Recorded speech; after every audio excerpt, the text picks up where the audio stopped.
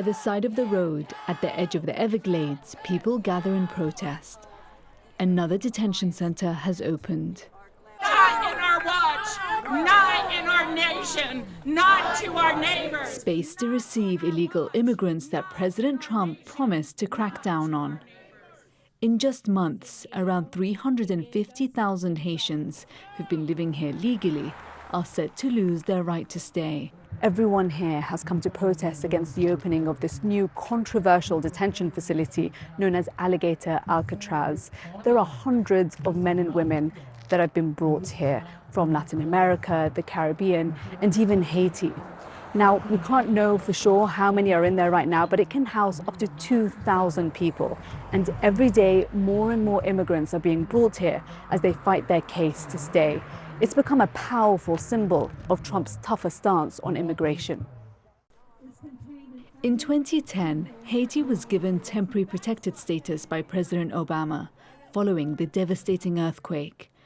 The idea of it is simple: to offer refuge to people from countries struck by disaster or violence. You know, there are so many people out there that say President Trump was democratically elected. You know, he was quite clear about his immigration policies before he took office, that it was an America First policy, that he was going to be tougher on immigration.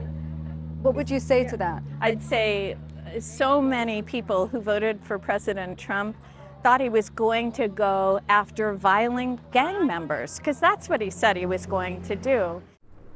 From Little Haiti in Miami to neighborhoods across the state, Florida's Haitian community has shaped the culture and economy here.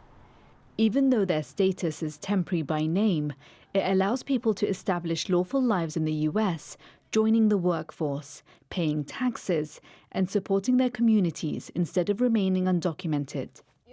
Spanish. I'm in Spanish. Okay. For families like Marvin's, this not only meant safety, but the chance to be together. He was adopted by an American family at the age of 3. His biological mother, Gerline, gave him up in Haiti, hoping he'd have a better life.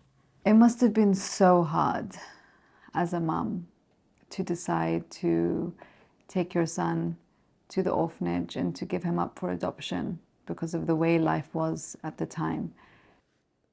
It scarred me. When you've given birth to a child and then you have that baby taken away, I wanted a better life for him. That's why I gave him up for adoption. Years later, she and his sister Rochelle were able to reunite with him as conditions in Haiti worsened. What I was most afraid of is, I would say, getting kidnapped, because I've seen, I was at school and I've seen young girl like me get kidnapped, and then even they asked a ransom for them and then they didn't get them back, or it's either they raped them and then killed them. So I was most scared of that. What do you dream of?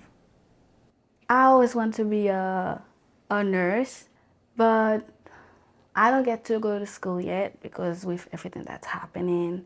So right now I just like working thing, and it will help some of my family back in Haiti because they cannot work.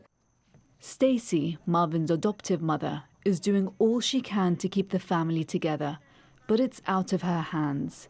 His sister Rochelle is now too old for Stacy to adopt, and so these two siblings could have very different futures. I dreamt of a world where he would be loved and able to have an education, and to be honest, I dreamt of a world where he could eventually go back and find a way to serve his home country again if he so chose. Can I ask you who you voted for?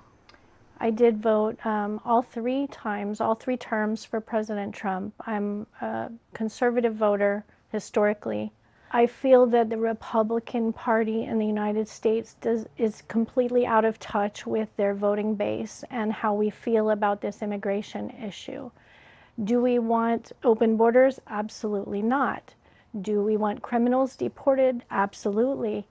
But to rip families apart like ours and deport people to countries where it's absolutely unsafe and they're facing uncertain death on day one of arriving back in their home country is unthinkable and unconscionable. Trump is delivering on his immigration promises that millions of Americans voted for. Now Stacy wonders if her vote helped create what her son fears most. How do you feel about the prospect that they might be sent back to Haiti? I think I need a minute real quick. I'm not sure.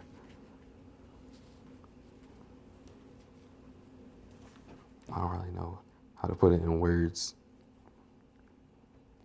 I definitely think it is going to be very hard. I don't want to have to imagine having to watch them have to go back on a plane, me not knowing if I can talk to them or what's going to happen to them if they have to go back.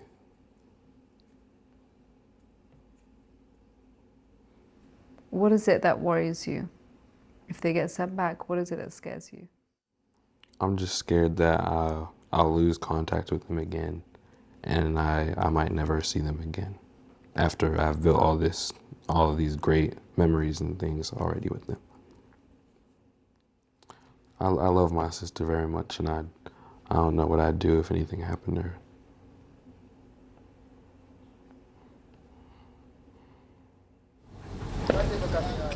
And this is where they're at risk of being sent back to. Port-au-Prince, Haiti. We were there just 5 months ago and found a city in ruins, where gangs now control 90% of the capital. Sexual violence is rampant. 1.4 million people displaced nationwide, living in camps ravaged by disease and malnutrition. For now, Marvin's family are living in limbo. But local Republican chair Sam Romaine says their status in America was always temporary.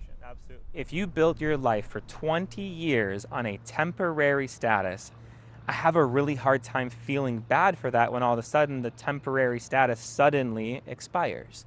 You knew that it was temporary, you built your life on a temporary status, and now that you're upset it's expiring, we knew what the rules were. And so this is where immigration law becomes challenging, is that I do think immigration policy reform does need to happen. But I don't think that's the case. I think temporary protected status is based on two things. Your country having gone through a natural disaster, or your country being unsafe to go back to. And it's temporary until those things are resolved, until your country is safe enough to go back to. Who is the arbiter of when this country is safe or not safe? I am not qualified to make that decision. Well, I believe that the United States has put out a travel advisory saying American citizens can't go back to Haiti because it's unsafe. Well, we're not citizens of Haiti, though.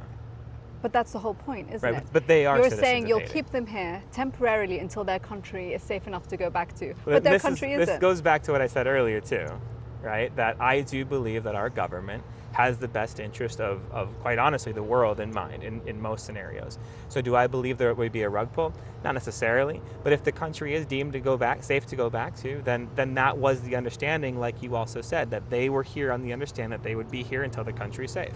Well, who makes that determination? I'm not qualified, you're not qualified, someone who's qualified will make that determination, and that's when those temporary licenses or statuses will be revoked.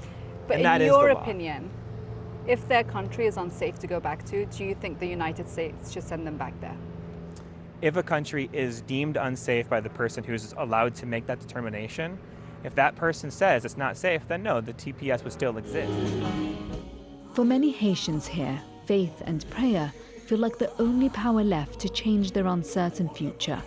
Few understand the full impact of Trump's policies better than Franley, a Haitian-American immigration lawyer.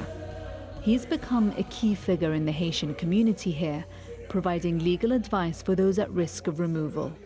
Preachers are telling me that few and few people are going to church because they're afraid of being picked up. I receive daily calls about people who are asking me whether it's safe for their kids to go to school because they don't want them to be picked up. All we're asking them is to be fair. When you have someone who's been in the United States since 2010 on TPS, who has contributed their best years to America's economy, you cannot just send them back. It's not fair. This is not what America stands for. So you can have an America First agenda while being fair and humane. Now we're heading to see client. This is one of the sad cases, and God knows how many of those we have. Monique has built her life here. She's learned English, raised her children on American values, bought a home and paid her taxes. She's the only member of her family at risk of deportation. You've been in the United States for 16 years, and to be at risk of being deported, how does it make you feel? I feel like I'm dying because 16 years out of my country, and now my country no good at all. Gang everywhere, earthquake, you lose everything already. We don't have nowhere to go. What would be your message to those people who have decided this? We don't have no country. We don't have no country. There's no Haiti. Only the message I can tell them: don't send them to Haiti. Kill us. Kill us, and that's it. Kill us. Bring every immigrant have TPS. Bring them somewhere else and put them and kill us. That's it. Happy birthday, dear Marvin. At Marvin's sweet 16 birthday, his entire family celebrates.